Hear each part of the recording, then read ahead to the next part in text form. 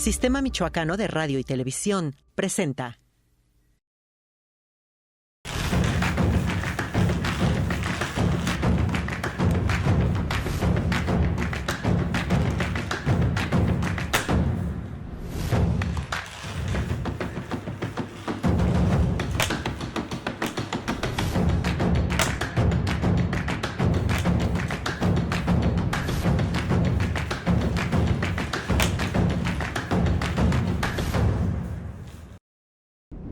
¿Qué tal?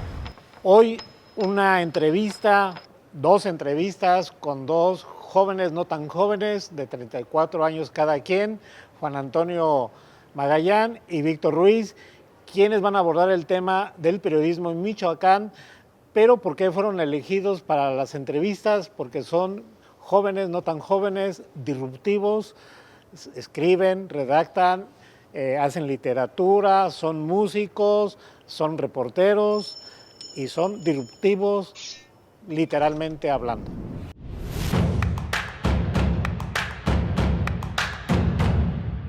Juan Antonio, ¿cuál es tu semblanza? ¿Cuál es tu trayectoria? ¿Cómo te ves? Bueno, tengo 10 años en el periodismo y en ese andar lo he conjugado con algunas prácticas que llamamos México profundo, que se encuentran pues en el rescate de lo que eran nuestras culturas antiguas en México. Toltecas, mayas, mexicas, eran culturas que tenían un saber infinito sobre la realidad, el conocimiento y la forma de conducir nuestra vida.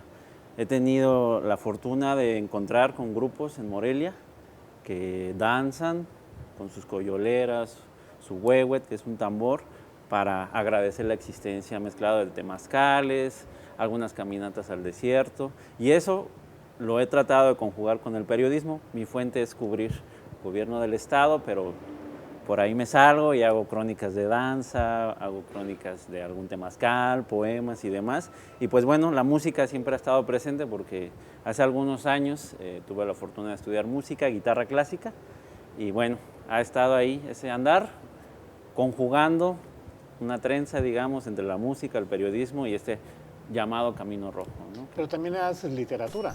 Sí, en mis ratos libres escribo pues poemas, me gusta mucho ver el mundo a través de metáforas. La metáfora nos permite ampliar horizontes de entendimiento. Tienes 10 años de periodismo, pero ¿cuántos de edad? Tengo 34 años.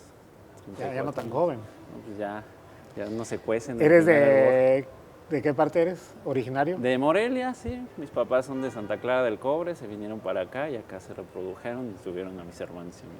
Víctor Ruiz, tu semblanza. Bueno, yo también tengo 34 años. Nací en el poniente de la ciudad, allá por la colina, la Guadalupe. Y también tengo 10 años en el periodismo. De hecho, creo que... Tiene muchas coincidencias. Muchas coincidencias, sí, nos conocimos en el mismo tiempo. Yo la verdad estudié periodismo porque ya se acercaba como el momento de elegir una carrera. Y pues era como de qué estudio, y la palabra me había llamado mucho la atención. Yo tenía un maestro en la prepa que llevaba muchos periódicos y siempre hablaba de las notas y a veces rompía los periódicos y así. Entonces eso como que me enganchó, y ya en la universidad pues me gustó más como el asunto de leer, empecé como a devorar más libros, y en el momento que yo leía, mientras más leía me daba cuenta que escribía un poco mejor, y no porque supiera como las reglas de ortografía, de por qué lleva aquí acento, sino simplemente como que lo empecé a replicar. Y luego me empezó a gustar mucho la crónica, que es como mi género favorito periodísticamente. Y bueno, esto se ha conjugado también un poco con la música. Yo no soy músico, no me considero músico para nada, músico Juan, pero siempre he tratado como de estar involucrado también con la música. Me gusta mucho el periodismo musical también, como hacer crónicas de conciertos, de artistas, de estar metido como en ambas cosas, y creo que además se puede combinar muy bien. Pero también has hecho libros. Un libro de crónicas urbanas, me encanta como la calle, yo soy totalmente callejero, y me encanta luego meterme con lugares donde nadie quiere meterse, ¿no? Como irme en un camión de la basura, por ejemplo, hay una crónica de la basura. Pero adelante, ¿no? De copiloto. No, atrás, ahí Atrás, para entender por qué. la basura. Oliendo a la basura, y es una forma de oler a las personas, ¿no? Olfatear a las personas. Hay una peculiaridad que me llamó la atención de Víctor cuando presentó su libro, lo hizo en una cantina, yo diría todavía céntrica, el Corsario. Sí, y tradicional. Y muy tradicional. Y bueno, pues y yo he ido porque me han invitado. He salido con mis copas. Ahí lo presentaste, ¿verdad, el libro? Sí. ¿Por qué ahí? Me pareció que era adecuado porque justo las crónicas iban en ese tono de narrar cosas como muy de la cotidianidad, muy de la calle, muy de lo tradicional que tiene esta ciudad, de lo folclórico, de lo pintoresco que puede llegar a ser Morelia. Y me parecía que lo congruente era presentarlo ahí y no a lo mejor en el clavijero o en un museo, porque creo que las crónicas no iban en ese tono, que no está cerrado, pero creo que era justo como meterme pues donde nacieron esas crónicas, que en este tipo de espacio. Ambos han participado, es pregunta, en concursos, en contiendas literarias y han obtenido algo. Juan. Bueno, yo la verdad tengo escribiendo desde los 14 años, pero había un bloqueo de mostrar lo que se hacía, más allá de a quienes era, que en su mayoría eran para mujeres. Entonces les escribía un poema y era una especie de gancho para que cayeran, ¿no? Sí, todavía no. Ya le di otro vuelco después de ir al psicólogo y darme cuenta de que no era por ahí, sino que la creación tiene la necesidad de salir y ya. Entonces, hasta hace un par de meses que desbloqueé esa parte de decir, bueno, hay que mostrar lo que estás haciendo, y he mandado apenas a 2 concursos mis textos, una serie de cartas sobre el andar de mi padre, que para mí fue muy Ese tema me lo platicaste. Dinos exactamente qué tipo de concurso es, porque se me hace interesante cómo te presionan, cómo te obligan a presentar en un texto reducido un tema inmenso, yo diría. Sí, claro, era una convocatoria de una editorial que se llama Slibric en España. Participamos 13,000 personas, pasamos 3,000, digamos una etapa, y consistía en que te mandaban una frase y tú tenías que construir un cuento entre 1,500 y 2,500 palabras en 72 horas. Muy similar a nuestro trabajo de reporteros, porque siempre estamos a contrarreloj, ¿no? Dando una declaración, ármate la nota, busca el contexto y pues manda para que se publique en tu medio, ¿no? Entonces acá me gustó porque era emocionante también el tener el contrarreloj, y elegí una frase que me grabé, las 48 cartas que mi padre escondió, y a partir de ahí me dio a mí la pauta para escribir 48 cartas, como si mi padre hubiera escrito durante toda su vida y que las escondía y no las mostraba. En 2,000 caracteres. Sí, 2,000 caracteres. Entonces, en 3 días fue un ejercicio muy interesante, la mandé. Se publicaban las 48 mejores textos de los 3,000 que pasamos, no tocó la suerte, pero dije, bueno, fue un buen ejercicio para sacar eso.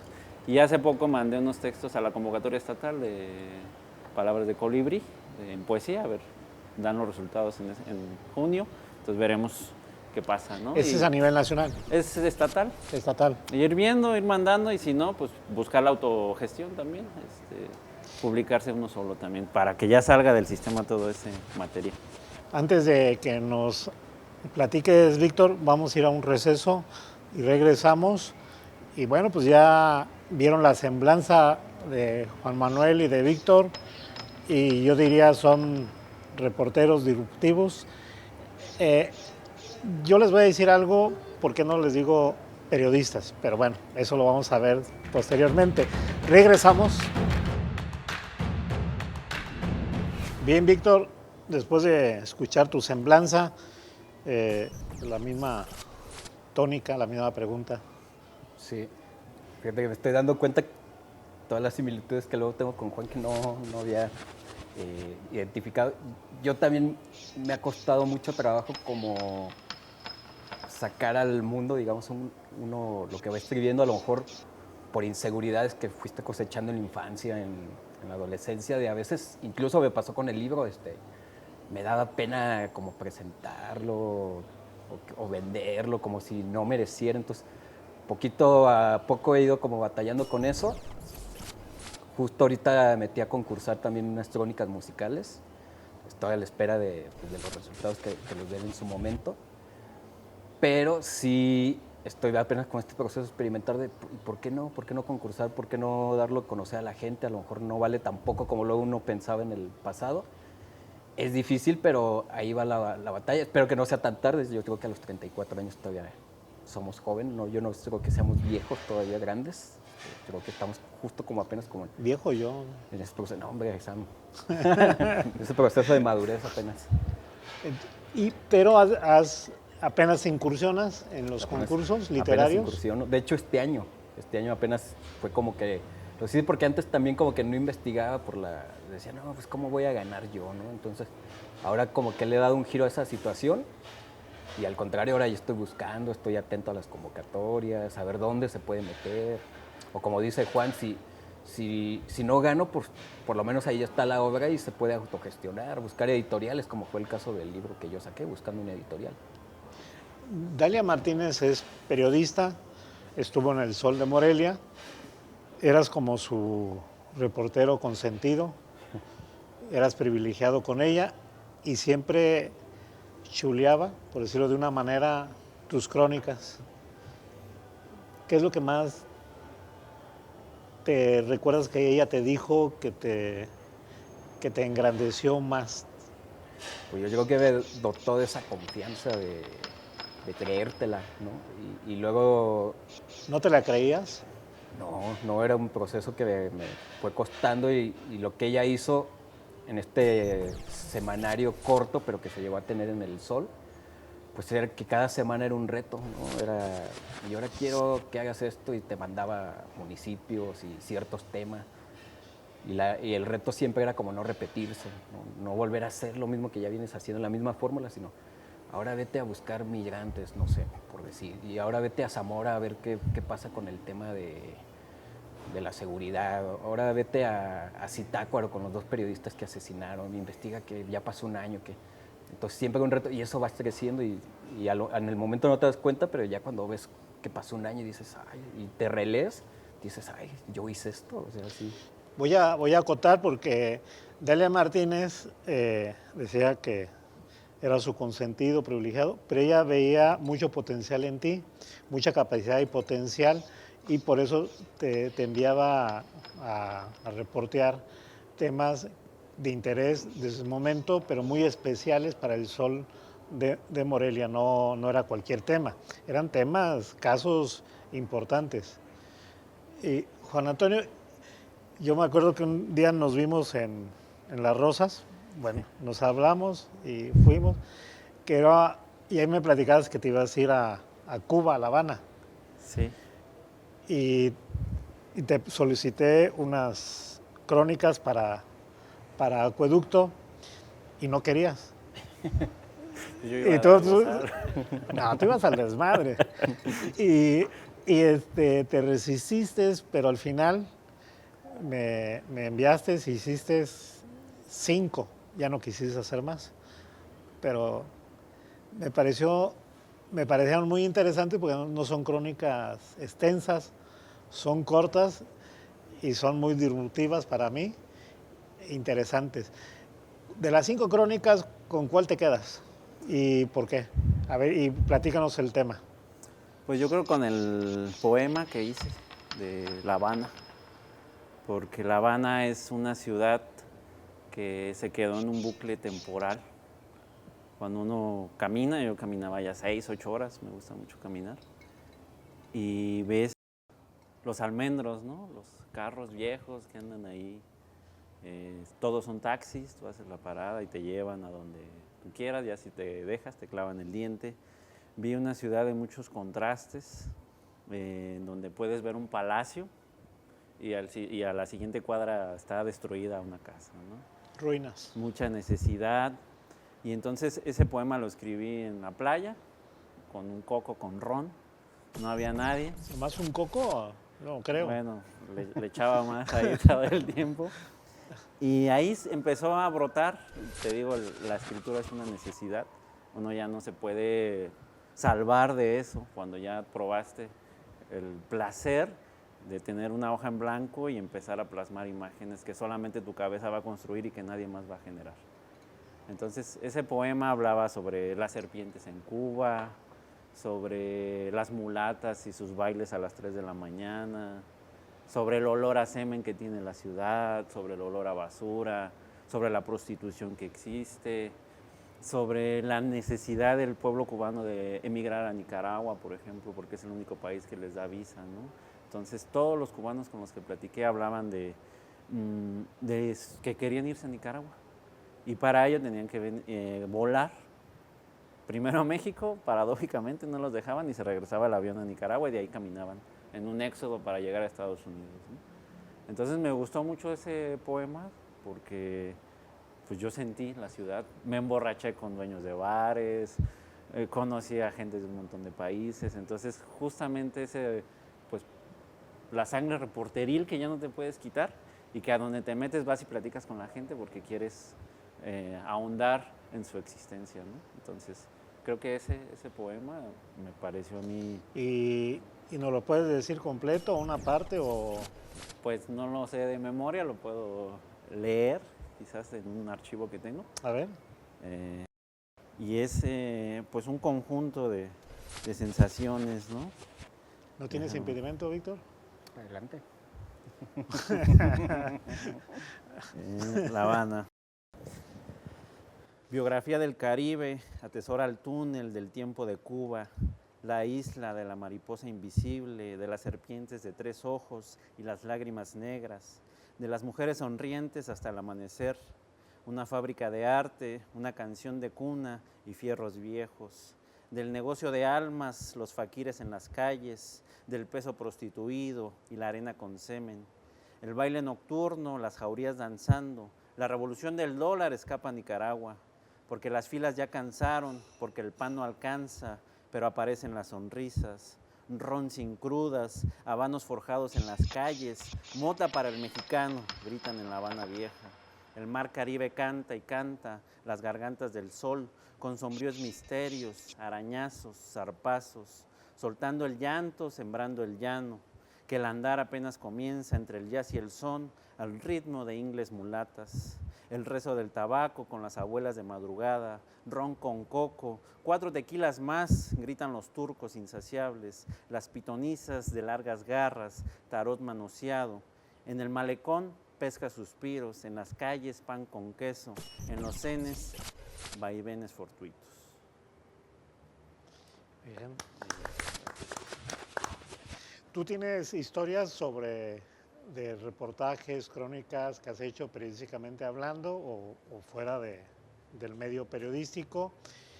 Pero, ¿qué te parece si regresando, vamos a otro corte, regresamos y sería interesante, a mí lo personal, no sé a la gente, pero me gustaría que nos hablaras de esa travesía, de ese relato, de tu escape a un carro de basura.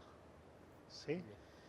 Pues estamos con Juan Manuel y con Víctor, jóvenes, ya 34 años, ya no creo que tanto, periodistas, yo diría reporteros, porque les hice la aclaración de que como un cocinero tradicional, digo, un cocinero profesional, poco con trayectoria se va haciendo chef, con la trayectoria ellos van que vuelan para ser grandes periodistas, ya son grandes reporteros.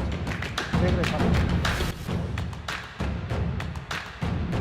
Víctor, quedamos en que nos ibas a platicar alguna anécdota, un relato que has vivido en carne propia, dentro del periodismo, fuera del periodismo, pero yo me quedaría en esa que nos dijiste, en ese caso de que tuviste un carro de basura, camión. Sí. Bueno, justo de lo que hablábamos de Dalia Martínez, que a veces nos pedía propuestas y era un reto, pues, semana a semana. ¿Ahora qué? Cuando parece que ya abarcaste todo, no, siempre hay algo ahí. Entonces, yo lo que quería era relatar un día de un basurero, del que va conviviendo con las heces de las personas, con todo esto. A las 5 de la mañana subirme un camión de la basura, como si yo fuera a chambear con él, y ver cómo era su recorrido, qué colonias pasaba, qué tipo de basura era la que iba recolectando. Y bueno, el trabajador creo que me dio la frase de la crónica cuando dijo que la basura decía mucho de la gente. Entonces, él aprendió a conocer a la gente a través de la basura. Me decía, O sea, "Mira, la basura que dejaban y él Sí, recogía, sí, él podía exactamente. intuir o Exactamente. describir qué tipo de gente podía ser. Claro, por ejemplo, era lunes y me decía, en esta calle vas a ver que voy a encontrar un montón de botellas de Bacardí, de vino y de lo que sea, porque aquí viven estudiantes. Y así era, ¿no? Acá no separan su basura y vas a ver que me voy a encontrar pañales de bebé.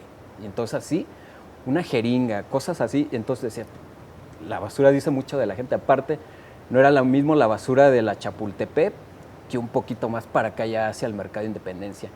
Entonces, parecía que la basura también tiene clases sociales, ¿no? Entonces, fue muy interesante. Al final, regresé a casa, todavía estaba casado.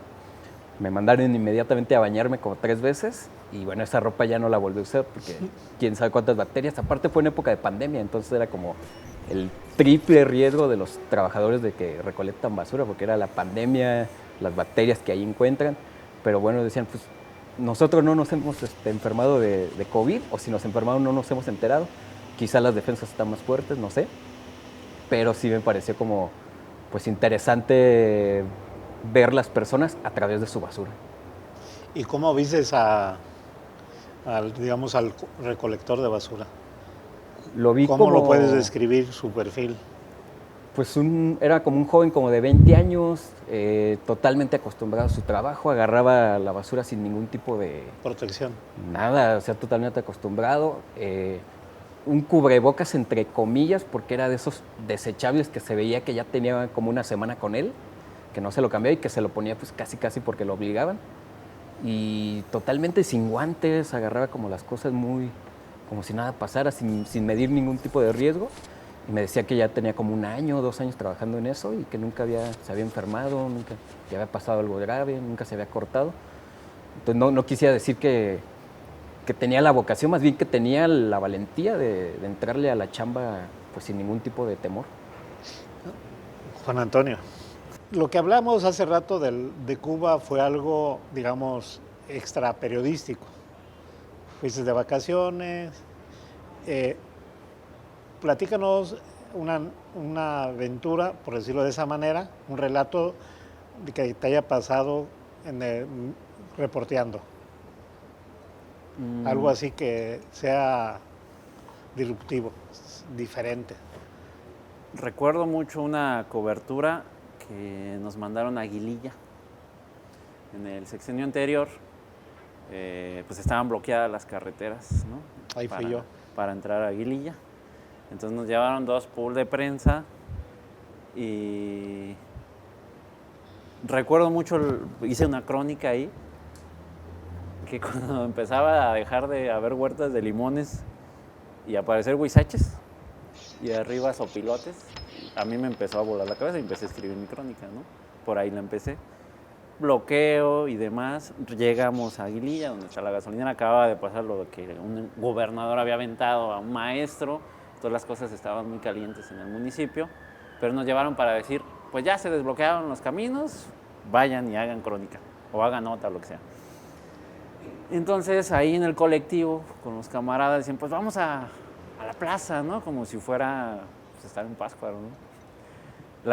Las patrullas no habían entrado, pero la prensa sí quiso entrar. Entramos 2 camionetas, nos llevaron a la plaza, había una reunión del pueblo y recuerdo cómo nos veían, ¿no? La gente, así como, ¿qué carajos están haciendo aquí? Si acaba de pasar esto, está caliente lo del maestro. Y yo le sugerí a quienes iban, pues, vámonos, ¿no? No tenemos mucho que hacer aquí. O sea, hay un tema ahí en Aguililla, bueno, había, no sé ahora cómo esté. Se dan la vuelta y había una señora con una cadena que nos decía, así literal, ¿y ustedes qué chingados quieren? No, pues pasar, órale pues, a la chingada. Quitan la cadena, nos paramos en una tienda y recuerdo que compré una manzana que me costó 40 pesos. Y eso te hablaba de la economía del lugar, porque las carreteras estaban bloqueadas, entonces para ir por víveres tenían que irse por el cerro 6 horas para llegar a Patzingán y luego regresar, entonces todo subía los precios, ¿no? Todos esos detalles yo los plasmé en mi crónica, ¿no? En mi cobertura. Muy curioso, cuando estábamos en la tienda llegaron chavitos como de 13, 14 años con cuernos de chivo a grabarnos. Y pues tú te sacas de onda, ¿no? Y dices, ay, caray. Agarramos nuestra manzana, nos vamos a la entrada, hicimos las entrevistas que se tenían que hacer. En ese momento empiezan a bajar camionetas, como 4 camionetas, y escucho entre voces, ya saquen a la prensa porque van a volver a bloquear. Ahí yo sentí un miedo que nunca había sentido en mi vida. Como dicen, sentirse el verdadero terror. El verdadero temor, el verdadero horror. Cosas como esas te hacen como agarrarle gusto pues a este oficio. Dice el maestro García Márquez, es el mejor oficio del mundo porque pues vives esas cosas, ¿no? Y que tienes que plasmarlo en un texto de manera, dicen objetiva. Yo creo que la objetividad y subjetividad son al final 2 esferas que siempre se mezclan y que lo que uno presenta en una crónica, en una nota, en un reportaje, es la mezcla de estas dos, por tus vivencias, por cómo lo viviste, y que pues te van marcando, ¿no? Pones en riesgo tu vida inclusive para hacer una cobertura de ese tipo. Esa me marcó muchísimo, lo recuerdo, por la sensación que me invadió, esa adrenalina, esa... te puedes quedar aquí, ¿no? De inicio te dije que yo fui a esa, pero no. Yo fui, cuando estaba en campaña, el candidato del Partido Verde Ecologista, Juan Antonio Magaña, y fue el único que se atrevió a ir a Aguililla. Y también había pasado, estábamos en tránsito y 1 hora antes o 2 horas había habido enfrentamientos. Entonces todavía había carros incendiados sobre el camino. Y de regreso hubo... ¿Tú estabas? ¿Fuiste? Sí, yo iba con el candidato, de hecho, porque tú me mandaste a la camioneta del candidato. Y hizo la crónica. Pero... Hubo un bloqueo. De regreso hubo un bloqueo donde íbamos para acá, el pueblo estaba en medio, era la base social del crimen organizado, y no nos dejaban pasar, y el ejército estaba la otra entrada, o sea, y el pueblo, digamos, la base social en medio, entonces no podíamos pasar si no autorizaba la base social. Cuando pasamos, ya estaba, el ejército nos apresuraba. Pero yo tomé una foto donde estos están corriendo, ¿no? Ajá, tú estás empezaron corriendo, a lanzar ¿no? piedras y pues patitas, ¿para qué te quiero? Dicen. Ahí yo sentí el verdadero terror. Desde acá sí. Vamos a otro corte, regresamos y bueno, la verdad se nos podía pasar todo el tiempo en contar aventuras, pero lo que he visto hasta ahorita de ustedes es son como masoquistas, ¿no? Les gusta la adrenalina. Regresamos, estamos con Víctor y con Juan Antonio.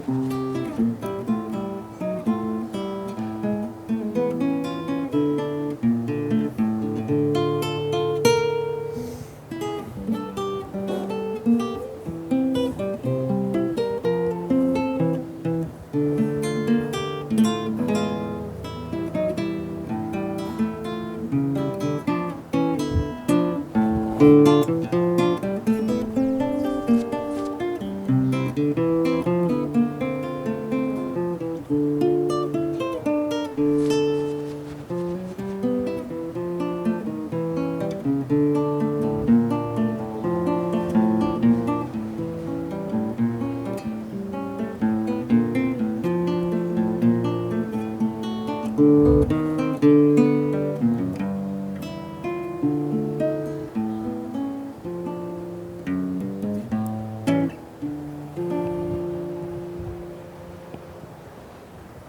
Antonio, ¿qué tocaste? Aparte de la guitarra, pues, me refiero a la música. Esta es una milonga de Jorge Cardoso. Las milongas es un término argentino en donde la gente se reúne a bailar tango. En las tardes llegan los músicos y un bandoneón, un bajo, un violín y pues las parejas a bailar toda la tarde tomando vino. Pero yo tenía entendido que las milongas son de Uruguay. También ¿O era es un una tipo de combinación? danza. El término es el lugar donde se reúne y también es un tipo de danza que se adaptó a diferentes países de América Latina. Entonces Jorge Cardoso lo que hizo fue recrear esta especie de lugar de encuentro haciendo esta composición. ¿Y esa cómo se llama la composición? Milonga, así se llama como ese lugar. Yo conocí las milongas, pero por Alfredo Zitarrosa, Ajá, también. uruguayo, porque dicen que estaban peleados uruguayos con los argentinos por las milongas, o por los lugares donde tocaban la música, o por qué, musicalmente hablando. Pues en el caso de música la referencia que yo tengo es esa, el lugar y la danza. En cuanto a las peleas que tienen los uruguayos y argentinos, que todos se pelean por todo, entonces ya es otra O cosa. sea, son los vecinos O incómodos. por el mate también, ¿no?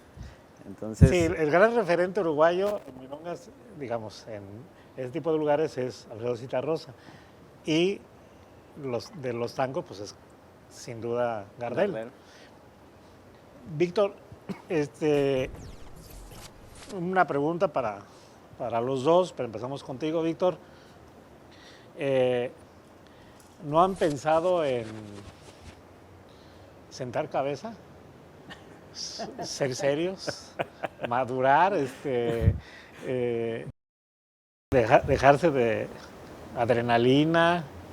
¿Formar una familia? ¿Ser burócratas?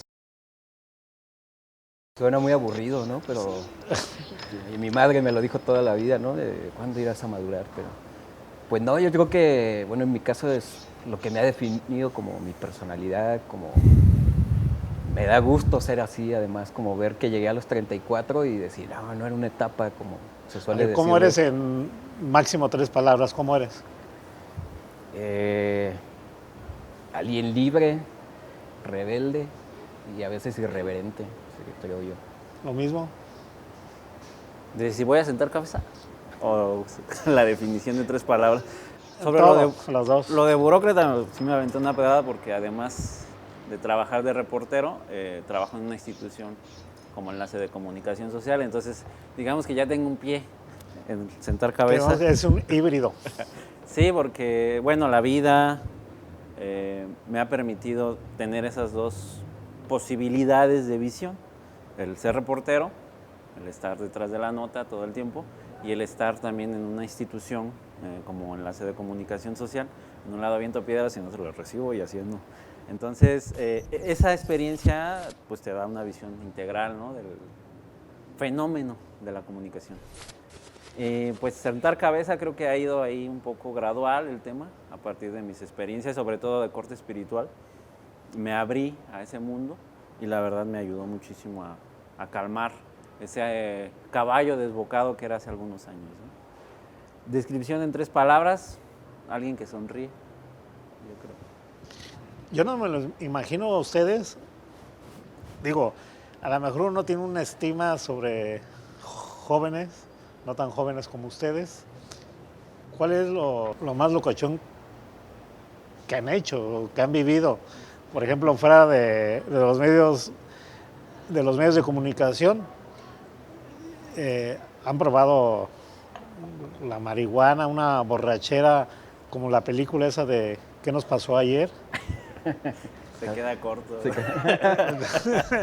Hay cosas que no se pueden contar, ¿no? No, pero puedes visualizarlas sin profundizar, ¿no? Para tener una idea de qué tan atrevidos, disruptivos puede ser la gente y que ustedes que han vivido no tienen, digamos, trabas Sí, pues yo lo que creo es que es un poco quitarte esta cadena de prejuicios, atreverte a hacer, a vivir. Ha habido obviamente producto de eso malas experiencias, pero eso te lleva también aprendizaje a ya no volver a hacer lo mismo. Ha habido también como consecuencia pues historias divertidísimas que te dejaron esas noches, que de otra manera yo no lo puedes vivir si no te avientas, ¿no? Si no te tiras ahora sí, como dicen, del tobogán. Entonces sí ha habido, por lo menos en el personal, ha habido muchas fiestas, borracheras, ha habido sustancias, ha habido muchos conciertos, demasiados conciertos.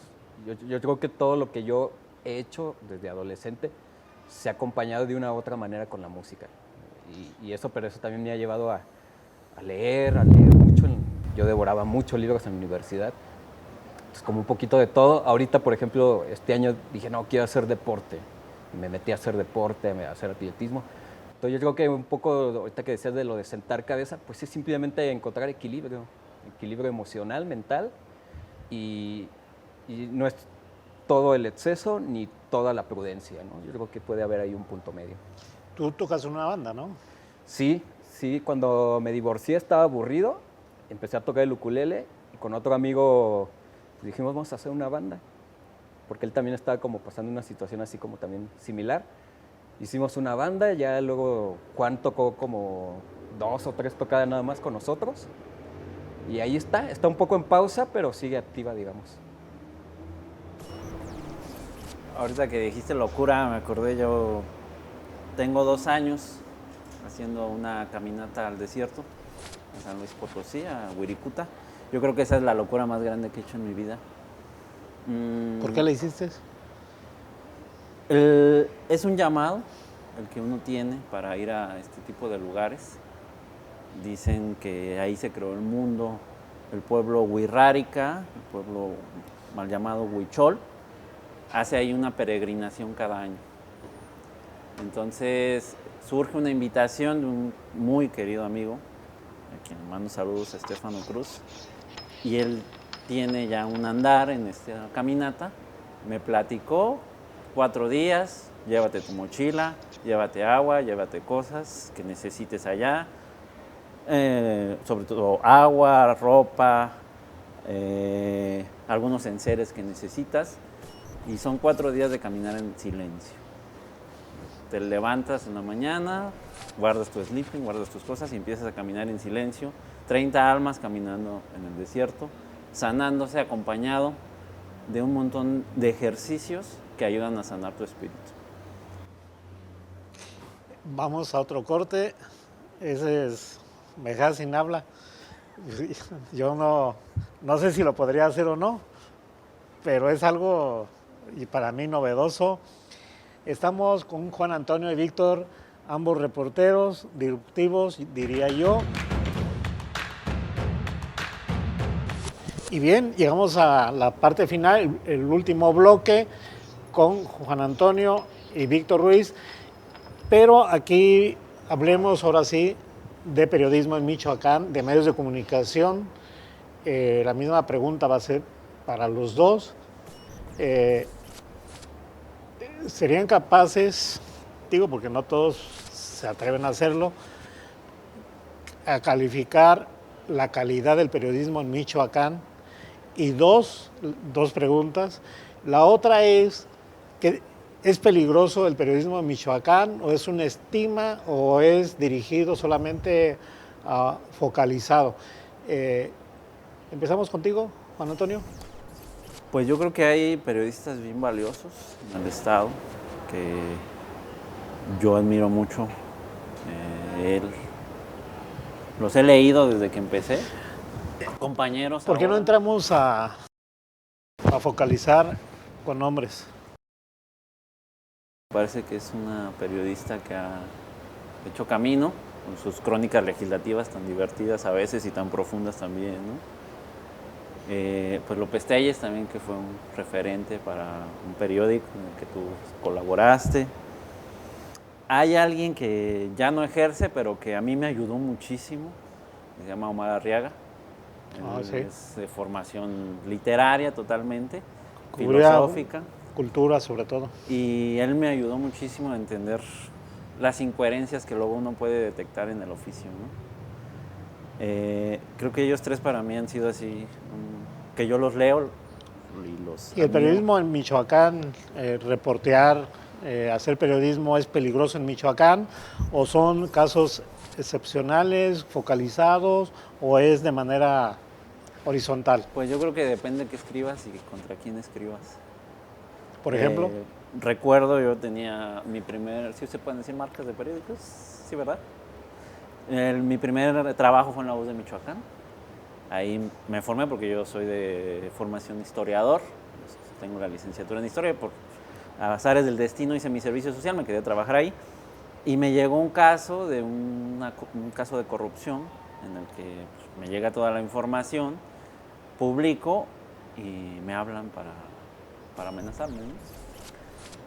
Se calmó el tema, pude llevarlo yo sin tener que llegar a otras instancias, porque pues, yo la verdad tenía 2 años en esto y aprendí ahí que hay que medirse con lo que uno tiene, con lo que sabes para informar, ¿no? Porque sí es riesgoso, claro que es riesgoso porque tocas callos, tocas intereses que a veces tú ni siquiera te imaginas de lo que puede pasar. Entonces sí es peligroso, pero hay que aprender a, como todo oficio, a modular lo que informas y cómo lo informas. Víctor,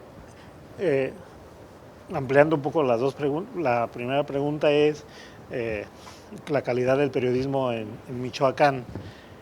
Él la amplió a dar referentes, que sería bueno decirlos.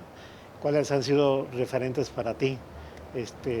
Y la otra pregunta, que es peligroso el periodismo en Michoacán, ejercerlo. A veces uno mismo se autocensura, tendemos a hacerlo, y eso viene en una parte de eso de medirnos, pues te limitas, ¿no? Pero regresemos con las dos preguntas. Sí, bueno, para mí, alguien que me gusta mucho y le he aprendido mucho es Francisco Valenzuela. Él, digamos que se especializa en la cultura, es periodista cultural. ¿Él estaba en el Sol o En está? el Sol, y justamente en el Sol se sale de esta zona de confort y empieza a hacer otro tipo de trabajos que nada tenían que ver con la cultura, y pues se llevó varias primeras planas, de hecho, muchas primeras planas, y de él aprendí como no solo a contar historias, sino saber cómo meterle datos duros, a usar portales de transparencia, que luego no tenemos la costumbre de usarlos los reporteros. Entonces a él le aprendí mucho. Por ejemplo, a Dalia, pues obviamente todo el agradecimiento. Dalia Martínez, porque además, pues Dalia tendrá, no sé, 50 años y ha sido muy insistente en su filosofía, en su visión que tiene del periodismo. No ha cedido, toda su vida se ha mantenido así y yo estoy seguro que así va a seguir.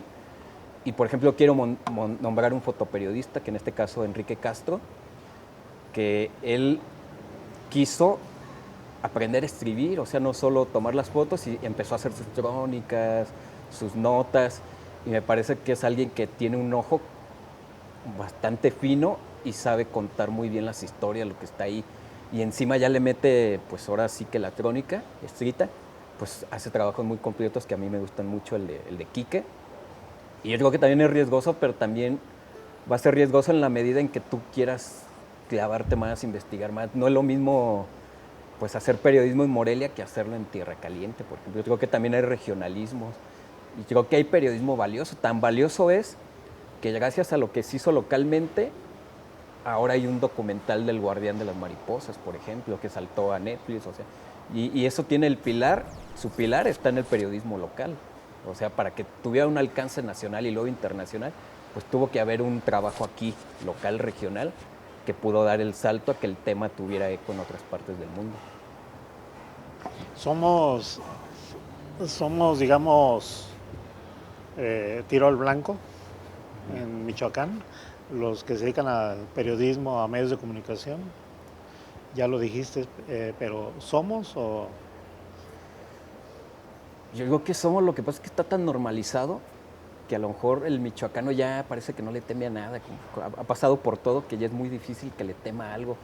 Ahorita que contaban lo de Aguililla, o sea, ya hasta lo contabas un poco entre risa y broma, pero no sé si el periodista de Tlaxcala, cómo lo hubiera vivido, a lo mejor lo vive y mejor se retira del oficio. Sí, hay referencias de que el periodismo en Michoacán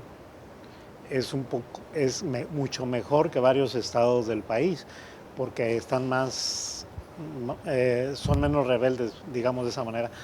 Entramos a la parte final. Juan Antonio, te agradezco.